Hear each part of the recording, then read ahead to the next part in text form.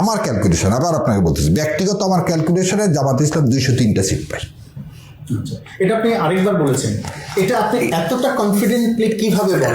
এই বলতেছি আপনাকে, বলে দিচ্ছি। ধরে নেন আমাদের ভোট কত হয়েছে, 69%। বিএনপি কত পাইছে, 51%।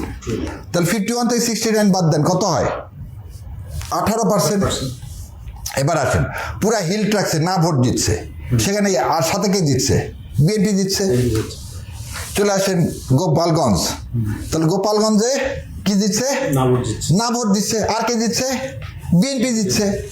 তাহলে আমরা যেটা কথা প্রথম থেকে আমি বলে আসছিলাম যে সারাদিন দেখবেন ভোট ঠিক মতো হচ্ছে, যা হওয়ার হবে হচ্ছে ভোটের গণনাকালীন সময়। আমার যতগুলো ভিডিও আছে আপনি দেখবেন ইলেকশন ইঞ্জিনিয়ারিং নিয়ে আমি সবসময় এই কথা বলে গেছি, এবং এই ইলেকশনটা হবে 2008-এর আঙ্গিকে। কেন বললাম আপনার এই 203টা জামাত ইসলাম পাবে। জামাত ইসলাম আসন পাইল কয়টা, 78টা, 68। সেটা কি দলগতভাবে? আচ্ছা, আপনাকে বুঝে জামাত ইসলামের সাথে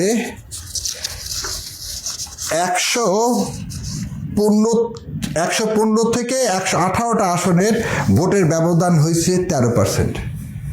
কত পার্সেন্ট? 13%। এখানে কত ভোটের ব্যবধান দেখলাম, 18%। তাহলে এই 18% যে ভোটটা আছে, এই ভোট তো পাইলে 51%, তাহলে এই 18% তো আমার 39-এর সাথে যোগ হওয়ার কথা। কারণ এই 18% যারা দিছে তারা তো আমাকে ভোট দিছে দেওয়ার কথা যৌক্তিকভাবে, না যৌক্তিকভাবে, তাই তো আসতেছে ক্যালকুলেশনে। যদি তাই এসে থাকে তাহলে আপনি এখন আমাকে বলেন যে আপনি যদি এই আমার কথায় 125টাও যদি আমার তো সিট আসার কথা কত, এই যে 145টার মতো, আমার তো তা না, আমাদের এখানে দেখাচ্ছে আমি 125টা সিট আমি যদি পাইতাম, তাহলে 78টার 125টা কত হয়, 203টা।